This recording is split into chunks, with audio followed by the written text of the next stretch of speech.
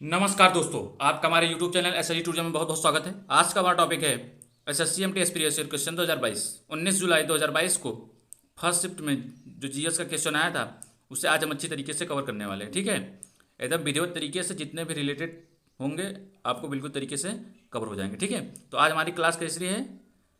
26वीं class है। ठीक है, यदि आप हमारे चैनल पे नए हैं तो चैनल को सब्सक्राइब करिए और दोस्तों में शेयर करिए। यदि लेक्चर अच्छा लग रहा है तो लाइक बराबर करते रहिए। ठीक है, और शेयर बनाए रखिए। समझ आ रहा है? तो चलिए बिना रुके हम अपना पहला क्वेश्चन देख लेते हैं। पहला क्वेश्चन क्या है? पहला क्वेश्चन क्या है? प्रो कबड्डी लीग का सीजन 8 क्या?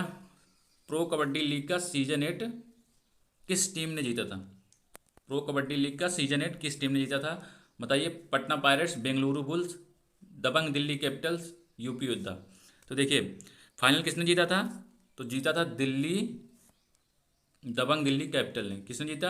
दबंग दिल्ली कैपिटल ने। समझ में आया? तो फाइनल मैच किसके साथ हुआ था सीजन 8 का? तो पटना पायरेट्स किसके साथ? पटना पायरेट्स और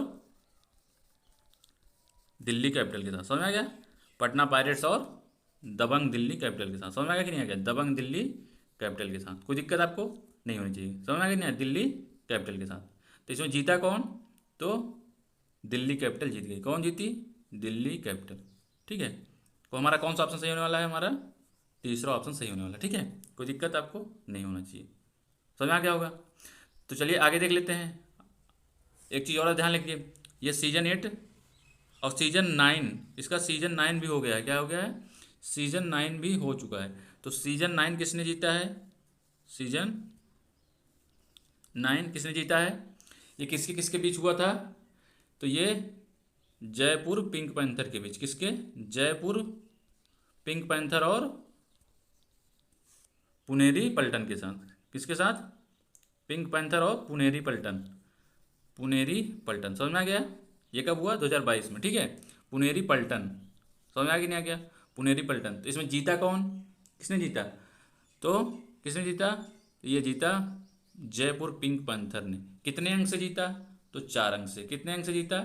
तो 4 अंक से जीता। ये आपको ध्यान रखना है। कितने अंक से? 4 अंक से। कौन सा? सीजन 9। कौन सा?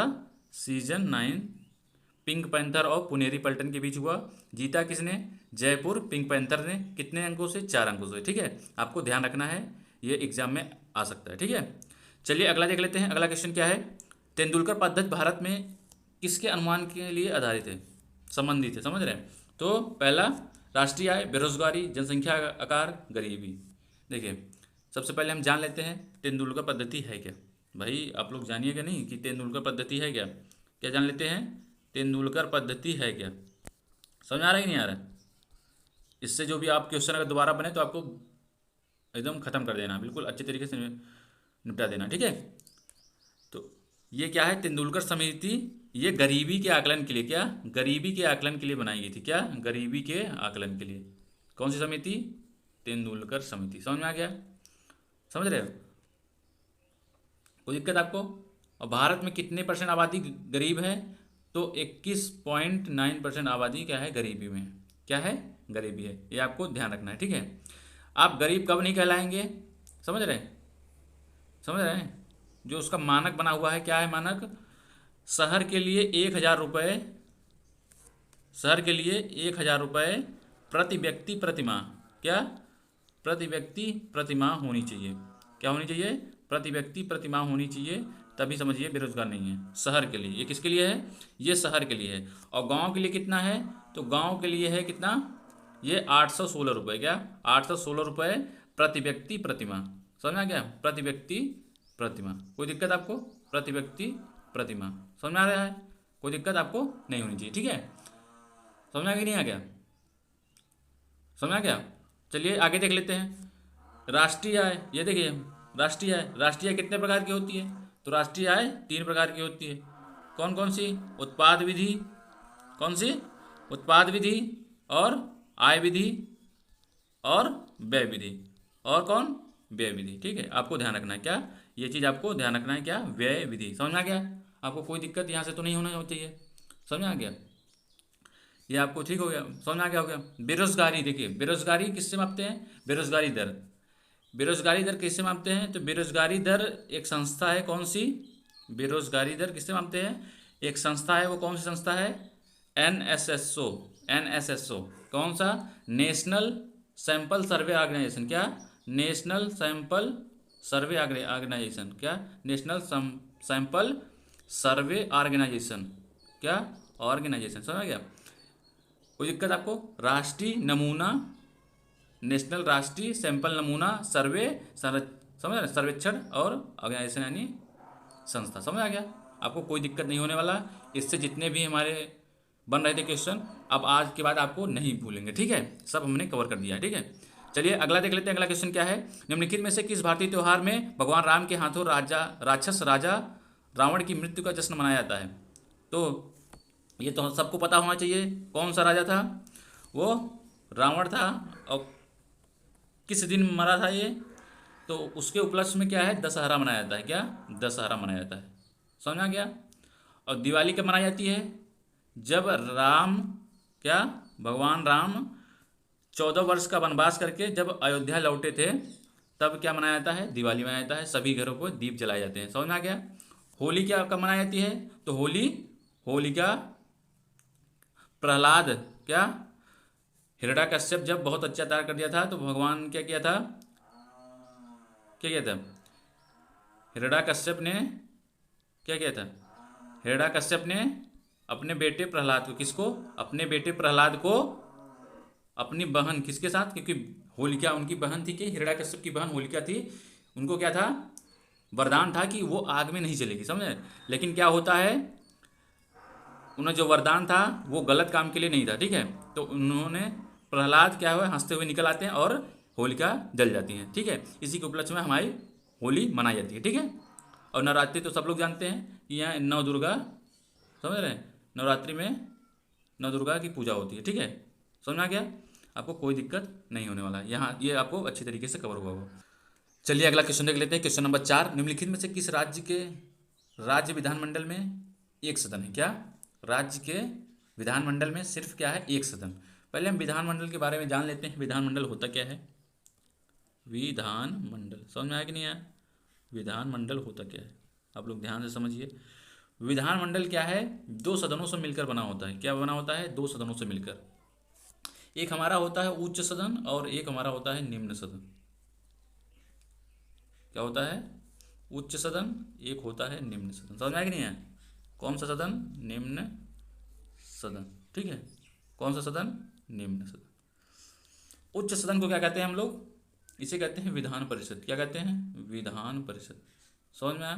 क्या कहते हैं? विधान परिषद। और निम्न सदन को क्या कहते हैं हम लोग? विधानसभा। क्या कहते हैं? विधानसभा। समझ में आ गया? तो क्या है, कई राज्यों में सिर्फ विधानसभा है। क्या है? सिर्फ विधानसभा है, विधान परिषद नहीं है। समझ रहे हो? तो आप लोग को यही बताना है कि किन राज्यों के विधानमंडल में सिर्फ एक सदन है। समझ रहे हैं? तो अब बताइए आप लोग, क्वेश्चन नंबर 4 का कौन सा आंसर सही होने वाला है? आप लोग बताइए। देखिए, आंध्र प्रदेश में 2 सदन है, कर्नाटक में भी 2 सदन है, महाराष्ट्र में भी 2 सदन है। तो सिर्फ हमारा गुजरात होने वाला है जिसमें क्या है? एक सदन है। किसमें? गुजरात में। समझ में आ गया? क्या है? गुजरात में सिर्फ एक सदन है। ठीक है? चलिए आगे देख लेते हैं। अगला क्वेश्चन क्या है हमारा? क्वेश्चन नंबर 5, निम्नलिखित में से फार्मूला 1 2022 बहरीन ग्रांड प्रिक्स किसने जीता? बताइए आप लोग, किसने जीता? लुइस हैमिल्टन ने, मैक्स वर्स्टापेन ने, चार्ल्स लेक्लर्स ने, कार्लोस सैंज जूनियर ने। किसने जीता? बताना है आपको क्वेश्चन नंबर 5 का आंसर। तो किसने जीता? कौन? Bahrain grand prix 2022 formula 1। तो किसने जीता है? तो जीता है चार्ल्स लेक्लर्स ने। किसने? चार्ल्स लेक्लर्स ने। ठीक है? चलिए अगला क्वेश्चन देख लेते हैं। अगला क्वेश्चन क्या है? 6 मार्च 2022 में पंजाब के 28वें मुख्यमंत्री के रूप में किसने शपथ ली है? तो किसने ली है? चरणजीत सिंह चन्नी नहीं। प्रकाश सिंह बादल? बिल्कुल नहीं। अमरिंदर सिंह? नहीं। ये भगवंत मान सिंह क्या है? नए सीएम बने हैं। कहाँ के? पंजाब के। किस पार्टी से? तो आप, आम आदमी पार्टी। ठीक है? अब प्रेजेंट में क्या है? आम आदमी पार्टी एक राष्ट्रीय पार्टी बन गई। ठीक है? समझ आ गया कि नहीं आ गया? क्या है? राष्ट्रीय पार्टी बन गई है। कौन? आम आदमी पार्टी। ये आपको ध्यान रखना है, ठीक है। चलिए अगला देख लेते हैं। क्वेश्चन नंबर 7, भारत की आधी जनसंख्या केवल 5 राज्यों में रहती है, निम्नलिखित में से कौन उन राज्यों में से एक है? तो आपको बताना है कि आधी जनसंख्या जो है भारत की वो सिर्फ 5 राज्यों में रहती है। समझ रहे हैं? कितने राज्यों में? 5 राज्यों में। तो वो 5 राज्य कौन से हैं? तो भैया चलिए हम देख लेते हैं वो 5 राज्य कौन से हैं। तो सबसे ज़्यादा जनसंख्या भारत में किस प्रदेश में है? तो उत्तर प्रदेश में है कि नहीं? उत्तर प्रदेश में है। उत्तर प्रदेश में है कि नहीं? बताइए, आप ही लोग बताइए। उसके बाद जानते हैं किस में है? बिहार में है। बिहार में भी है। और क्या है? महाराष्ट्र की जनसंख्या है। और पश्चिम बंगाल हो गया हमारा, क्या? पश्चिम बंगाल। और एक बच रहा है, कौन बच रहा है? आंध्र प्रदेश। कौन सा? आंध्र प्रदेश। यहाँ क्या है? ये हमारे 5 राज्य हो गए। क्या हो गए? यही हमारे 5 राज्य हैं कि यही हमारे क्या हैं? 5 राज्य हैं जिसमें क्या है, जनसंख्या भारत की आधी जनसंख्या इसी में निवास करती है। समझ में आया कि नहीं है? तो हमारा कौन सा ऑप्शन सही होने वाला है इसमें? बताइए आप लोग, कौन सा ऑप्शन? ये हमारा चौथा ऑप्शन सही होने वाला है। कौन? पश्चिम बंगाल। इसमें है ना, ये देखिए। समझ में आ गया? कौन सा ऑप्शन सही है? चौथा ऑप्शन, ठीक है। चलिए अगला क्वेश्चन देख लें। अगला क्वेश्चन क्या है? क्वेश्चन नंबर 8, निम्नलिखित में से कौन सा कथन गलत है? तो आपको बताना है कौन सा कथन गलत है। तो चलिए हम देख लेते हैं भाई कौन सा कथन गलत होने वाला है। विद्युत आवेश एक सदिश राशि है। भाई विद्युत आवेश कैसे सदिश राशि होगी? देखिए, आवेश बराबर क्या होता है? क्यू बराबर क्या होता है? आई टी, यही ना होता है। तो आई यानी धारा, क्या? एम्पियर। तो एम्पियर, आप लोग बताइए, धारा किसी दिशा में बहती है? नहीं। समझ रहे हैं? कोई फिक्स दिशा नहीं होती है। और देखिए इसमें मैग्नीट्यूड होता है, धारा में नहीं होता। समझ आ रहा है? और समय में तो बिल्कुल नहीं होता। तो समय टी। समझ रहे हैं? तो इसका क्या है? आपको कहीं से लग रहा है कि ये सदिश राशि है? तो हमारा क्या है? ये अदिश राशि है। क्या है? अदिश राशि है। समझ आ गया? तो हमारा तो पहले गलत हो गया, लेकिन फिर भी चलिए आगे देख लेते हैं। क्या विद्युत आवेश एक अदिश राशि है? तो हाँ, अदिश राशि है, ये सही है मेरा। इलेक्ट्रॉन्स ऋणात्मक रूप से आवेशित होते हैं? बिल्कुल होते हैं। इलेक्ट्रॉन पे हमेशा क्या होता है? Negative charge. क्या होता है? निगेटिव चार्ज, ठीक है। और प्रोटॉन से क्या होते हैं? प्रोटॉन पे हमेशा पॉजिटिव चार्ज होता है, आपको ध्यान रखना है, ठीक। और इलेक्ट्रॉन पे क्या होता है? हमेशा निगेटिव चार्ज होता है। प्रोटॉन पे हमेशा पॉजिटिव चार्ज होता है। विद्युत आवेश क्या है? एक अदिश राशि। अभी हमने प्रूव करके दिखाया आपको। और विद्युत आवेश एक सदिश राशि है, ये गलत है। हमारा कौन सा ऑप्शन सही होने वाला है? तो कौन सा सही है? ये हमारा पहला ऑप्शन सही होने वाला है, ठीक है। चलिए अगला क्वेश्चन देख लेते हैं। क्वेश्चन नंबर 9, मुगल सम्राट शाह आलम द्वितीय ने किस वर्ष ईस्ट इंडिया कंपनी को बंगाल के दीवान के रूप में नियुक्त किया? क्या हुआ? बंगाल के दीवान के रूप में नियुक्त किया गया, ठीक है। तो आपको बताना है कि किस वर्ष जो है बंगाल के दीवान के रूप में नियुक्त किया गया। तो वो कब नियुक्त किया गया? तो ये नियुक्त किया गया था 1765 ईस्वी में, ठीक है। समझ में आ गया? शाह आलम द्वितीय कौन था? देखिए, ये इसे गद्दी कैसे मिली? क्या हुआ? ये शाहजहां, शाहजहां को जानते हो? शाहजहां जिसने ताजमहल बनवाया, तो क्या इसी के हटाकर ये गद्दी पर बैठा था? क्या? शाह आलम द्वितीय शाहजहां को गद्दी से हटाकर बैठा था। समझ में आ गया कि नहीं आ गया? कोई दिक्कत आपको नहीं होनी चाहिए, ठीक है। शाहजहां को गद्दी से हटाकर बैठा था, ठीक है। ये कब से कब तक शासन किया था? तो ये 1728 से 1806 ईस्वी तक शासन किया। कब से कब तक? 1728 से 1806 ईस्वी तक, ठीक है। लेकिन क्या होता है, देखिए देखिए, ये 1728 से शासन किया, बीच में क्या होता है? समझ रहे हैं? 14 सितंबर, कब? 14 सितंबर 1803 में अंग्रेजों का शासन हो गया। क्या? अंग्रेजों का शासन पूर्ण रूप से हो गया। तो क्या किए? ये कठपुतली की तरह, क्या? शाह आलम द्वितीय कठपुतली की तरह हो गया। और 1806 में इसकी मृत्यु हो जाती है। क्या होता है? 1806 में इसकी मृत्यु हो जाती है। कभी कभी एग्जाम में पूछ लेता है कि शाह आलम द्वितीय का दूसरा नाम क्या है? तो इसे अली गौहर के नाम से जाना जाता है। किससे? अली गौहर के नाम से जाना जाता है। समझ में आ गया कि नहीं आ गया? किसके नाम से?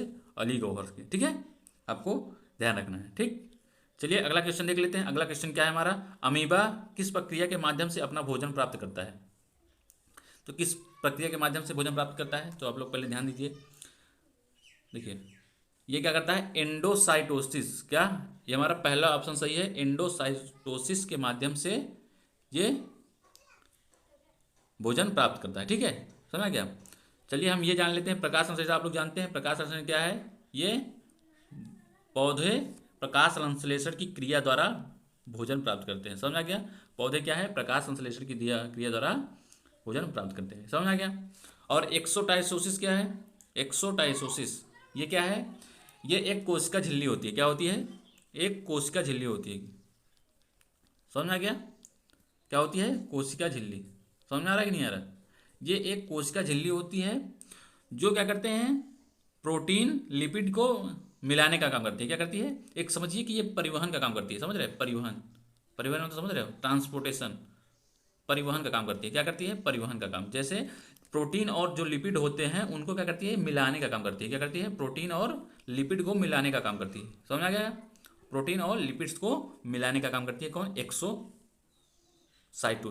समझ आया? आपको कोई दिक्कत नहीं होना है। विसरण तो समझे रहे होंगे सब लोग, ठीक है? चलिए अगला क्वेश्चन देख लेते हैं। अगला क्वेश्चन क्या है हमारा? क्वेश्चन नंबर 11, नीति आयोग के अटल इनोवेशन मिशन IAM द्वारा प्रारंभ की गई डीजी बुक का नाम इनमें से क्या है? आपको बताना है क्वेश्चन नंबर 11 का कौन सा आंसर सही होने वाला है। तो अटल इनोवेशन मिशन के तहत द्वारा प्रारंभ की गई डीजी बुक, डिजिटल बुक कौन सी है? तो ये हमारी इनोवेशन फॉर यू। क्या? इनोवेशन फॉर यू हमारा चौथा ऑप्शन सही होने वाला है। कौन सा? Innovation for you. ठीक है, यहाँ तक आपको कवर हुआ होगा विधिवत तरीके से। ठीक है, समझ में आया कि नहीं आया? ठीक, हमारा चौथा ऑप्शन सही है। चलिए अगला देख लेते हैं। अगला क्वेश्चन क्या है? निम्नलिखित में से असहयोग आंदोलन के मंद पड़ने का कारण नहीं था। क्या मंद पड़ने का कारण नहीं था? तो आपको बताना है। देखिए असहयोग आंदोलन है क्या?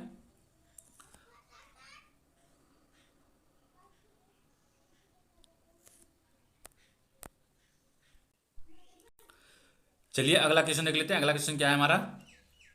क्या है? निम्नलिखित में से असहयोग आंदोलन के मंद पड़ने का कारण नहीं था। मंद पड़ने का कारण क्या नहीं था असहयोग आंदोलन के? ठीक है, सबसे पहले हम असहयोग आंदोलन के बारे में जान लेते हैं। असहयोग आंदोलन था क्या? क्या करते हैं? असहयोग आंदोलन के बारे में जान लेते हैं कि असहयोग आंदोलन था क्या। समझ आ रहा है कि नहीं आ रहा? असहयोग आंदोलन था क्या? कोई दिक्कत आपको नहीं होनी चाहिए। क्या असहयोग आंदोलन क्या था? तो आप लोग बताइए असहयोग आंदोलन क्या था। ठीक है, असहयोग आंदोलन किसके द्वारा चलाया गया था? तो ये चलाया गया था महात्मा गांधी के द्वारा। किसके द्वारा? महात्मा गांधी। समझ में आ गया? किसके द्वारा? महात्मा गांधी। आपको ध्यान रखना किसके द्वारा? महात्मा गांधी को। कब चलाया गया था? कब चलाया गया? तो 1 अगस्त 1920 ईस्वी को। समझ में आ गया? असहयोग आंदोलन चलाया क्यों गया समझिए। यह एक क्या था? सत्याग्रह था। क्या सत्याग्रह? समझ रहे हैं क्या हुआ? देखिए असहयोग आंदोलन इसलिए चलाया गया। देखिए क्या हुआ कि जो अंग्रेजों की सरकार थी वो भारतीयों के खिलाफ अन्यायपूर्ण कानून, समझ रहे हो, ऐसे कानून ले आ रही थी जो यहाँ की जनता को बहुत ही नुकसान पहुंचा रहे थे। समझ रहे हो? क्या? अन्यायपूर्ण कानून, समझ रहे हो, और अन्यथा काम। समझ रहे हो? जो अन्यथा काम था उसे करने के विरोध में ये कानून लाया गया था। समझ रहे हो? जो अन्यथापूर्ण कार्य कर रहे थे, समझ रहे हो, कार्य के विरोध में लाया गया था। ये ऐसा एक आंदोलन था कि 1857 के बाद पहला ऐसा आंदोलन था जो बिल्कुल विधिवत तरीके से, इसमें तो सभी वर्ग के लोग शामिल हुए, मजदूर वर्ग, गरीब, किसान, समझ रहे हो, ये सब लोग क्या हुए इसमें शामिल हुए। ये 1857 के बाद पहला ऐसा जन आंदोलन था। जन आंदोलन को समझ रहे हो, जिसमें क्या हुआ बिल्कुल जन की विधिवत तरीके से भागीदारी हो। तो ये कैसा आंदोलन था? जन आंदोलन था। समझ में आया कि नहीं आया? कैसा आंदोलन था? जन आंदोलन था। ठीक है, आपको यहाँ तक आपको समझ में आ गया होगा। ठीक है, इसका प्रस्ताव कब लाया गया था? ठीक है, इसको प्रस्ताव कब किया गया? तो कांग्रेस के कलकत्ता अधिवेशन में किया गया। कब किया गया? कांग्रेस के कलकत्ता अधिवेशन में। समझ गए? इसका जो प्रस्ताव लाया गया वो कब किया गया? तो कांग्रेस के कलकत्ता अधिवेशन। समझ गए? कांग्रेस के कलकत्ता अधिवेशन। कब कलकत्ता अधिवेशन हुए? तो 4 सितंबर 1920 के कलकत्ता अधिवेशन में। समझ आ गया? 4 दिसंबर 2020 के कलकत्ता अधिवेशन में इसका प्रस्ताव लगा गया। समझ आ गया? आपको कोई दिक्कत नहीं होने वाला है। ठीक है, तो चलिए हम क्वेश्चन देख लेते हैं। हमारा क्वेश्चन क्या कह रहा है? निम्नलिखित में से क्या असहयोग आंदोलन के मंद पड़ने का कारण नहीं था? तो देखिए क्या है, वैकल्पिक भारतीय संस्था के अभाव में ब्रिटिश संस्थाओं के बहिष्कार में एक समस्या खड़ी कर दी थी। दूसरा, कई वकीलों ने इस्तीफा दे दिया, लेकिन फिर लंबे समय तक आय की अनुपस्थिति ने उन्हें फिर से ज्वाइन होने के लिए मजबूर किया। खादी का कपड़ा अक्सर बड़े पैमाने पर उत्पादित मिल के कपड़ों की तुलना में अधिक महंगा होता था और गरीब लोग इसे खरीद नहीं सकते थे। समझ रहे? और चौथा ऑप्शन क्या है, आंदोलन ने नेताओं ने अपना ध्यान घरेलू कामों की ओर मोड़ लिया और जिससे आंदोलन मंद पड़ गई। तो बताना है हमारा कौन सा ऑप्शन सही होने वाला है क्वेश्चन नंबर 12 का। सबसे मेन कारण आपको कौन समझ में आ रहा है? देखिए, सबसे मेन कारण यही है कि सब नेताओं ने क्या हुआ, मुंह मोड़ लिया। क्या हुआ? सब नेताओं ने अपने घरेलू कामों में ध्यान दिया और मुंह मोड़ लिया और आंदोलन मंदी पड़ गई। समझ रहे हो? ठीक है, आपको सबसे मेन कारण यही था, ये आपको ध्यान रखना है। क्या ध्यान रखना है? कि सभी नेताओं ने अपने घरेलू कामों के लिए मुंह मोड़ लिया और जिससे आंदोलन धीरे धीरे मंद पड़ने लगा। ठीक है, ये हमारा चौथा ऑप्शन सही होने वाला है। चलिए अगला देख लेते हैं। अगला क्वेश्चन क्या है हमारा?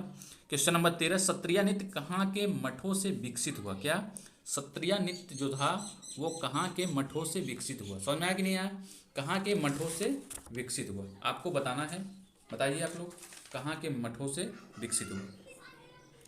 तो देखिए, सत्रिया नृत्य आपको हमने, यदि आप लोक नृत्य, शास्त्रीय नृत्य और जितने भी स्ट्रेटेजी के आप याद करना चाहते हो, प्ले लिस्ट में जाइए, आपको विधिवत तरीके से ट्रिक के माध्यम से याद कराई गई। ठीक है, भारत के प्रमुख संग्रहालय, आपको इतना विधिवत तरीके से एक भी क्वेश्चन नहीं छूटने वाला। ठीक है, एक नंबर आपका पक्का हो जाएगा। ठीक है, तो क्या है हमारा? पश्चिम बंगाल।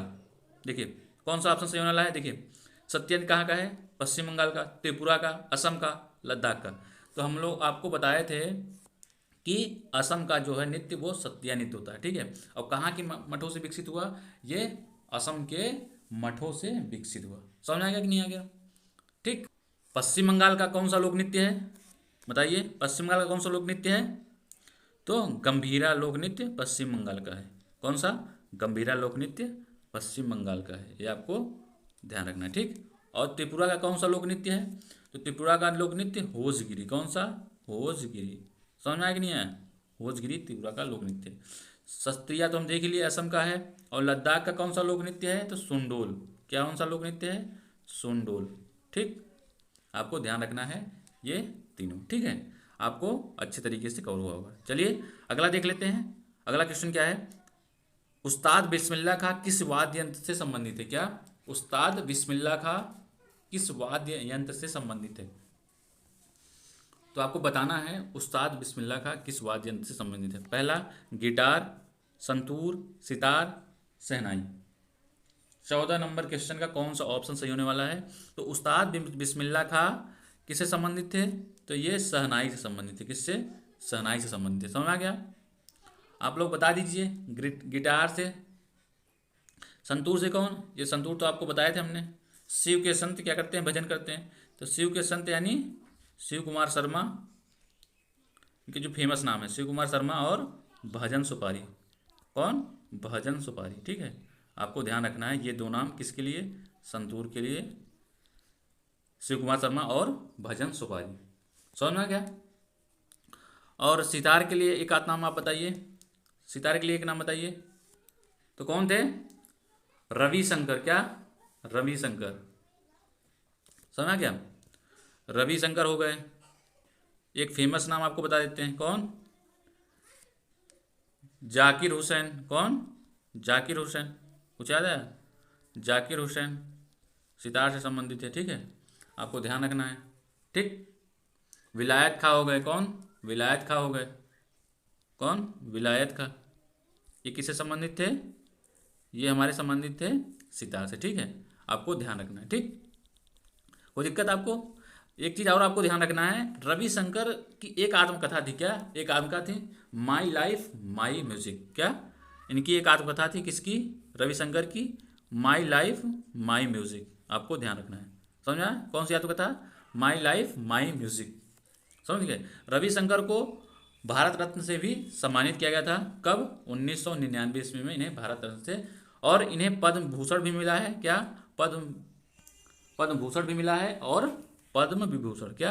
पद्म भूषण भी मिला है रविशंकर को और पद्म विभूषण। कौन? पद्म विभूषण। पद्म विभूषण भी मिला है किसको?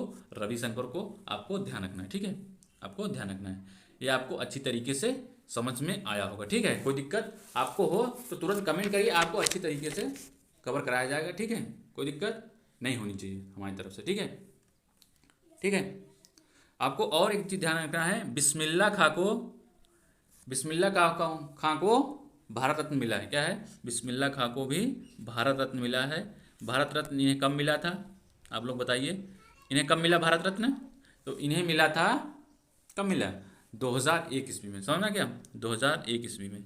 इन्हें क्या है? इन्हें पद्मश्री भी मिला है। बिस्मिल्लाह खां को पद्मश्री भी मिला है, पद्म भूषण भी मिला है। क्या? पद्म भूषण भी मिला है और पद्म विभूषण भी मिला है। क्या? पद्म विभूषण भी मिला है। आपको ध्यान रखना है। समझ आ गया कि नहीं आ गया? पद्मश्री कब मिला इन्हें? तो पद्मश्री 1961 में मिला। और पद्म भूषण कब मिला? बताइए आप लोग। पद्म भूषण मिला 1968 में। कब मिला? 1968 में। और पद्म विभूषण कब मिला? 1980 में। आपको ध्यान रखना है, कभी कभी एग्जाम में आ जाता है। तो ये इनको एक चीज़ बस ये सब आपको ध्यान रखना है, क्या चीज़? कि इनको चारों क्या मिले हैं? समझ रहे? सम्मान मिले हैं सबसे बड़े। ये क्या है? सबसे बड़ा हमारा भारत रत्न है, ठीक है। भारत का पहला सम्मान जो है वो भारत रत्न है। और बिस्मिल्लाह खां को चारों सम्मान मिले। आपको ध्यान रखना है ये चीज़, ठीक है। आपको कोई दिक्कत नहीं होना चाहिए, ठीक।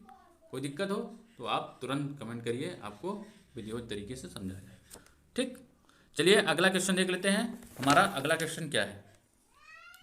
अशोक ने कलिंग को जीतने के लिए युद्ध लड़ा। कलिंग तटीय डैश डैश का प्राचीन नाम था। किसका प्राचीन नाम था? कलिंग। तो देखिए, कलिंग किसका नाम था भाई? मद्रास का तो है नहीं कलिंग नाम, बंगाल का भी नहीं है, उड़ीसा, हाँ उड़ीसा का। उड़ीसा का नाम क्या है? क्या था?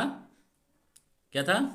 कलिंग था। पहले क्या था? उड़ीसा का नाम कलिंग था। आपको ध्यान रखना है, क्या है? उड़ीसा का पहले नाम कलिंग हुआ करता था, ठीक। समझा कि नहीं? उड़ीसा का पहले नाम कलिंग था, ठीक। चलिए अगला क्वेश्चन देख ले रहे हैं।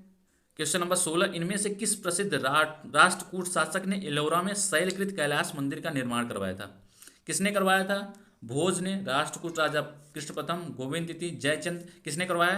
तो राष्ट्रकूट राजा कृष्ण प्रथम ने करवाया था एलोरा में शैलकृत कैलाश मंदिर, ठीक है। हमारा दूसरा ऑप्शन सही होने वाला है। चलिए अगला क्वेश्चन देख लेते हैं। अगला क्वेश्चन क्या है हमारा? क्वेश्चन नंबर 17, भारत का सबसे बड़ा हीराकूट बांध इनमें से किस नदी पर स्थित है? क्या? भारत का सबसे बड़ा बांध कौन सा है? हीराकूट बांध। वो किस नदी पे स्थित है? तो आपको बताना है किस नदी पे।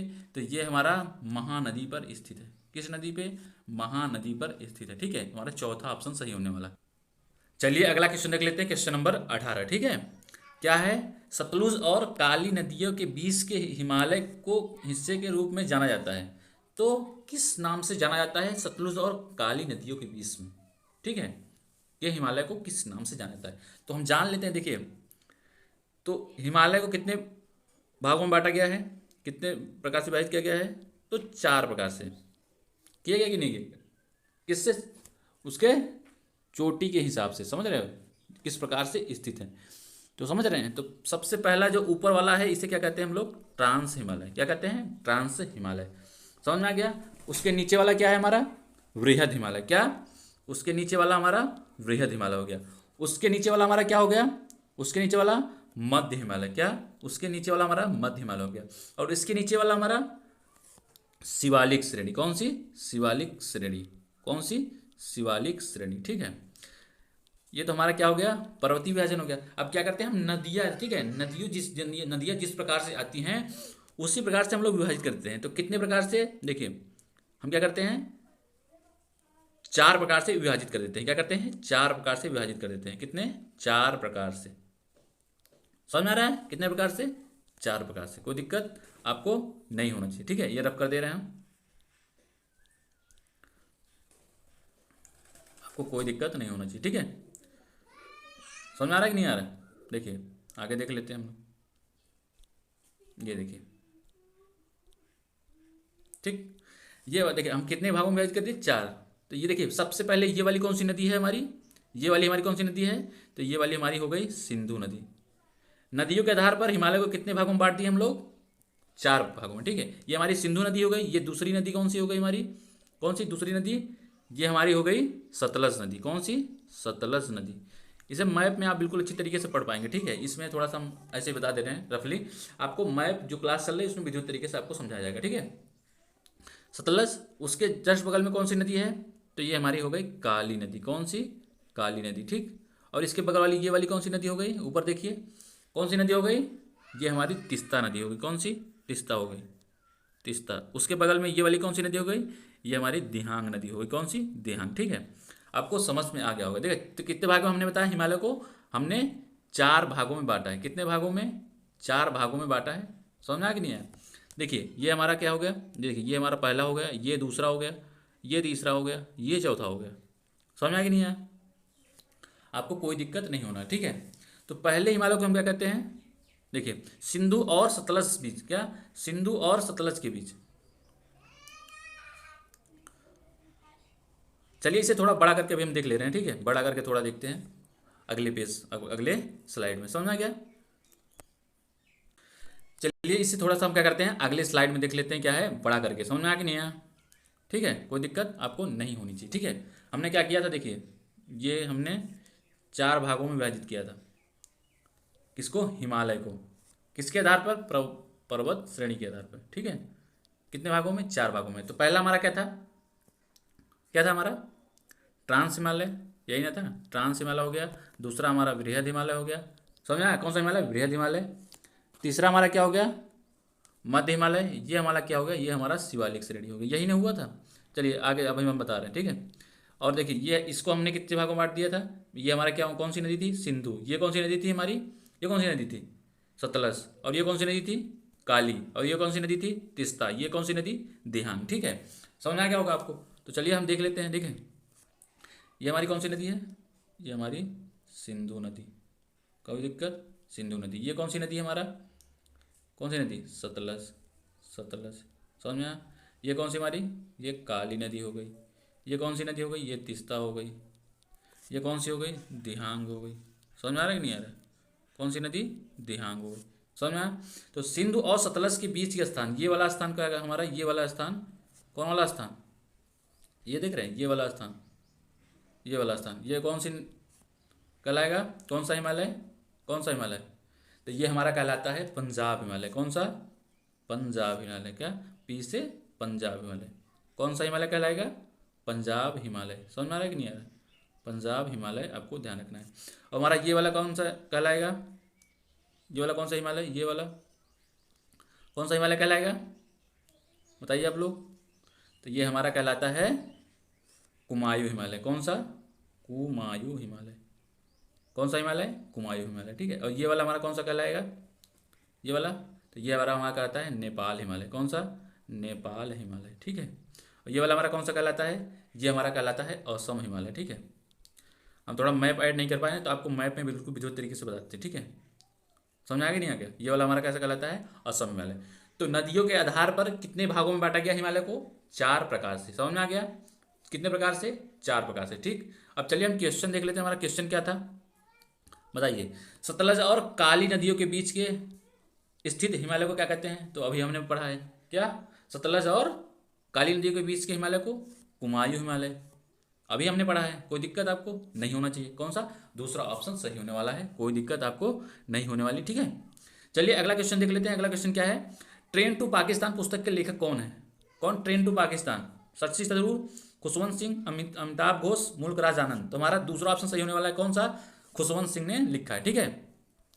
चलिए अगला क्वेश्चन देख लेते हैं। क्वेश्चन नंबर 20, वाणिज्यिक बैंक अपनी जमा राशि भारतीय रिजर्व बैंक के पास रखते हैं। इन जमा राशियों को डैश डैश कहा जाता है। क्या कहा जाता है, जो जमा राशि वाणिज्यिक बैंक रखते हैं, जो अदर बैंक के होती हैं वो सब क्या करते हैं, पैसे आरबीआई में रखते हैं। तो इन जमा राशियों को क्या कहा जाता है, बताइए क्या कहा जाता है।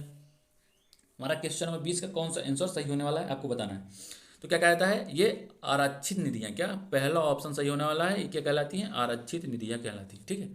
कौन सा ऑप्शन, पहला ऑप्शन सही होने वाला है, ठीक है। चलिए अगला क्वेश्चन देख लेते हैं। क्वेश्चन नंबर 21, पंडित राजेंद्र गगानी भारत की किस शास्त्रीय नृत्य से जुड़े हुए हैं। क्या, पंडित राजेंद्र गगानी किस शास्त्रीय नृत्य से जुड़े हुए हैं, तो ये पहला बताइए आप लोग, ओडिसी नृत्य, दूसरा कथक नृत्य, तीसरा मणिपुर नृत्य, चौथा सत्रिया नृत्य। तो किस नृत्य से संबंधित है? तो ये हमारे किस नृत्य से संबंधित है? ये हमारे कथक से संबंधित है। किससे? दूसरा ऑप्शन सही होने वाला है। चलिए अगला क्वेश्चन देख ले रहे हैं, क्वेश्चन नंबर 22। इनमें से कौन सा एक मौलिक अधिकार है? क्या है? मौलिक अधिकार। देखिए, चुनाव का अधिकार ये तो कोई अधिकार नहीं है, सूचना का अधिकार ये भी कोई अधिकार नहीं है, मौलिक कर्तव्यों का अधिकार ये कोई अधिकार नहीं है। ये क्या हमारा चौथा ऑप्शन सही होने वाला है। कौन सा? मौलिक अधिकार हमारा क्या है? संवैधानिक उपचारों का अधिकार। कौन सा? संवैधानिक उपचारों का अधिकार हमारा क्या है? मौलिक अधिकार है। समझ में आया कि नहीं है? समझ में आया कि नहीं है?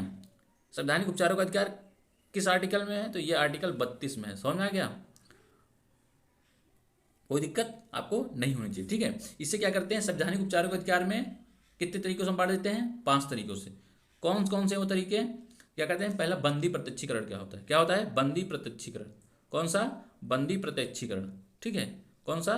बंदी प्रत्यक्षीकरण। बंदी प्रत्यक्षीकरण में क्या होता है कि आपको अपराधी को 24 घंटे के अंदर क्या होता है? आपको न्यायालय के सम्मुख प्रस्तुत करना होता है। समझ में आ गया? आपको कोई दिक्कत नहीं होने वाला, ठीक है। कोई दिक्कत आपको नहीं होने वाला, ठीक है। दूसरा हमारा क्या होता है? परमादेश। क्या? परमादेश। परमादेश यानी परम आदेश। क्या? परम आदेश। क्या हो गया? परम आदेश। समझ गया? इसका मतलब होता है कि यदि कोई सरकारी कर्मचारी क्या होता है, यदि अच्छे से काम नहीं कर रहा है, क्या कर रहा है? सरकारी कर्मचारी अच्छे से काम नहीं कर रहा है, तो उस पर क्या होता है? परमादेश लागू हो सकता है। क्या हो सकता है? परमादेश लागू हो सकता है। समझ आएगा कि नहीं आएगा? कौन सा? परमादेश लागू हो सकता है, आपको ध्यान रखना है, ठीक है। क्या हो सकता है? परमादेश लागू, ठीक। तीसरा क्या है हमारा? हमने 2 देख लिए, हमने अभी 5 बोले थे ना, तो कितने हैं हमारे अब? तीसरा हमारा क्या है? तीसरा क्या है? अधिकार परीक्षा। क्या? अधिकार परीक्षा। समझ में आ गया? क्या है? अधिकार परीक्षा। अधिकार परीक्षा का मतलब कोवेरेंटो। क्या? कोवेरेंटो। कोवेरेंटो। समझ में आ गया? कोवेरेंटो का मतलब क्या होता है? समझिए, समझ रहे हैं? यदि कोई व्यक्ति क्या करे, ऐसा कार्य करने लगे जो उसके अधिकार में ना हो, जैसे कि उसके लायक काम ना हो, वो ऐसा काम करने लगे, तो उसे रोकने के लिए क्या? उसे रोकने के लिए अधिकार परीक्षा आता है। क्या? उसे रोकने के लिए अधिकार परीक्षा आता है। आपको ध्यान रखना है। क्या? उसे रोकने के लिए अधिकार परीक्षा आता है। समझ गया? चौथा क्या है? चलिए देख लेते हैं। 5 हमने बताया ना कि संवैधानिक उपचार के 5 हैं, तो चौथा हमारा क्या है? प्रतिषेध। क्या? प्रोहिबिशन। प्रतिषेध। समझ में आ गया? नहीं आ गया? क्या है? प्रतिषेध, प्रोहिबिशन। प्रोहिबिशन क्या कहता है? क्या कहता है आपको? प्रोहिबिशन क्या कहता है? आपको ध्यान से सुनिए। ये क्या करता है? ऊपरी न्यायालय, समझ रहे? ये क्या होता है? जो उच्च न्यायालय होती है वो अपने से नीचे न्यायालय पे तब लाती है जब नीचे वाली न्यायालय क्या? जब नीचे वाली न्यायालय अपने अधिकार का उल्लंघन कर देती है। क्या? जब अपने अधिकार का नीचे वाली न्यायालय उल्लंघन कर देती है, तो उससे ऊपर वाली न्यायालय क्या करता है? उस पर प्रतिषेध ला सकती है। समझ आ गया? क्या करती है? प्रतिषेध ला सकती है। आपको कोई दिक्कत नहीं होना चाहिए, ठीक है। पांचवा हमारा क्या है? पांचवा क्या है हमारा? पांचवा है हमारा उत्प्रेषण। क्या? उत्प्रेषण। क्या है हमारा? उत्प्रेषण। उत्प्रेषण मतलब समझ रहे हैं क्या कहना? समझ रहे हो? ये भी क्या होता है? उत्प्रेषण भी तभी लाया जाता है जब क्या होता है? निचली न्यायालय जो है, क्या होता है? जब निचली न्यायालय अपने अधिकार का क्या? निचली न्यायालय अपने अधिकार का उल्लंघन करके सजा सुना चुकी रहती है। क्या? उल्लंघन करके ये सजा सुना चुकी रहती है निचली न्यायालय, तो ये क्या करते हैं? ऊपरी न्यायालय इसके ऊपर उत्प्रेषण लाती है। क्या? उत्प्रेषण लाती है। समझ आ गया? ऊपरी न्यायालय जो होती है इस पे उत्प्रेषण लाती है, ठीक है। आपको ध्यान रखना है। समझ आ गया? तो हमारा इसमें कौन सा ऑप्शन सही होने वाला है? हमारा चौथा ऑप्शन सही होने वाला है। आपको ध्यान रखना है, ठीक है। आपको कोई दिक्कत नहीं होने वाला, ठीक। चलिए अगला देख लेते हैं, क्वेश्चन नंबर 23। मोरैन शब्द का इनमें से क्या अर्थ होता है? मोरैन शब्द। क्या? मोरैन। पहला उच्चतर स्तर की सहायक नदी। दूसरा जमी हुई बर्फ का पिघलना। तीसरा हिमनद द्वारा परिवहन की गई और निक्षेपित की गई सामग्री। चौथा ऊर्ध्वपासों और चौड़े तल वाली घाट। बताइए क्वेश्चन नंबर 23 का मोरैन। मोरैन किसे कहते हैं? आपने सुना होगा मोरैन। बताइए क्वेश्चन नंबर 23 का कौन सा आंसर सही होने वाला है? तो मोरैन क्या कहलाती है? अरे गांव में कहते नहीं मोरैन, मोरैन, मोरन। समझ रहे हैं? तो ये कौन सा ऑप्शन सही होगा हमारा? तीसरा। क्या? हिमनदों द्वारा जो परिवहन की गई और निक्षेपित की गई जो सामग्री होती है उसे हम क्या कहते हैं? मोरन, ठीक है। चलिए अगला क्वेश्चन देख लेते हैं, क्वेश्चन नंबर 24। निम्नलिखित में से कौन सा सूक्ष्म पोषक तत्वों का एक युग्म नहीं है? क्या? सूक्ष्म पोषक तत्व का एक युग्म नहीं है। तो सबसे पहले हम जान लेते हैं सूक्ष्म पोषक तत्व होता क्या है। क्या? सूक्ष्म पोषक तत्व क्या होता है? क्या? सूक्ष्म पोषक तत्व। देखिए शरीर में क्या होता है, किसी चीज की ज्यादा जरूरत होती है, या फिर कोई भी पेड़ पौधा हुआ या फिर कोई भी प्राणी हुआ, ठीक है, उसमें कुछ चीज़ों की ज़्यादा जरूरत, क्या, कुछ चीज़ों की ज़्यादा जरूरत होती है, कुछ चीज़ों की कम जरूरत होती है, ठीक है। तो जो कम जरूरत होती है, जिस पोषक तत्व जो पोषक तत्व की कम जरूरत होती है, समझ रहे हैं, उसे क्या कहते हैं, हम सूक्ष्म पोषक तत्व कहते हैं, ठीक है। ये तो आपको समझ में आ ही गया होगा, समझ में कि नहीं आया, समझ रहे हैं। सब चीज़ें एक बराबर नहीं ले, जैसे अब पानी शरीर में कितना होता है, समझ रहे हैं, पानी आदमी को, मनुष्य को कितना पीना चाहिए, मान लीजिए कि नॉर्मल 5 से 7 लीटर पीना चाहिए, तो आदमी को कितना जरूरत है, 5 से 7 लीटर। लेकिन क्या होता है, जो सूक्ष्म पोषक तत्व है, मान लेते हैं कि हम क्या करते हैं, सूक्ष्म पोषक की जरूरत हमें कितनी होती है, 100 ग्राम क्या है प्रतिदिन, मान लेते हैं कि 100 ग्राम प्रतिदिन होती है, समझ, सिर्फ 100 ग्राम। तो ये सूक्ष्म पोषक तत्व कहलाए कि नहीं कहलाए, यहाँ तक तो आपको समझ में आ गया होगा, आपको कोई दिक्कत नहीं होना चाहिए, ठीक। तो हम कुछ सूक्ष्म पोषक तत्व होते हैं, जान लेते हैं कौन कौन से हैं। जैसे हमारा क्या हो गया, आयरन हो गया, क्या हो गया, आयरन, क्या हो गया, आयरन हो गया, कोबाल्ट हो गया, क्रोमियम हो गया, कापर हो गया, आयोडीन हो गया, मैग्नीज हो गया, समझ आ रहा है, मोलिब्डेनम हो गया, और क्या हो गया, जस्ता हो गया, सेलेनियम हो गया, क्या हो गया, सेलेनियम, सेलेनियम, समझ में आया कि नहीं आया, कोई दिक्कत आपको नहीं होनी चाहिए, समझ में ना क्या, सेलेनियम हो गया। तो ये जितने भी हैं अभी हमने लिखाया, ये जितने भी क्या हैं, ये सब जो हैं ये सूक्ष्म पोषक तत्व हैं।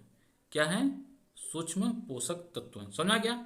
इनकी जरूरत कितनी होती है शरीर में या फिर किसी में, तो क्या होता है, 100 ग्राम से कम की, क्या, 100 ग्राम से कम की जरूरत होती है, इसका मतलब सूक्ष्म, यानी थोड़ा मात्रा में ये पोषक तत्व पाए जाते हैं शरीर में, समझ आ गया, कोई दिक्कत आपको नहीं होना चाहिए। तो इसमें कहीं आपको दिख रहा है, देखिए देखिए क्या कह रहा है, ये एक युग्म नहीं है, तो आपको बताना है कि एक युग्म नहीं है।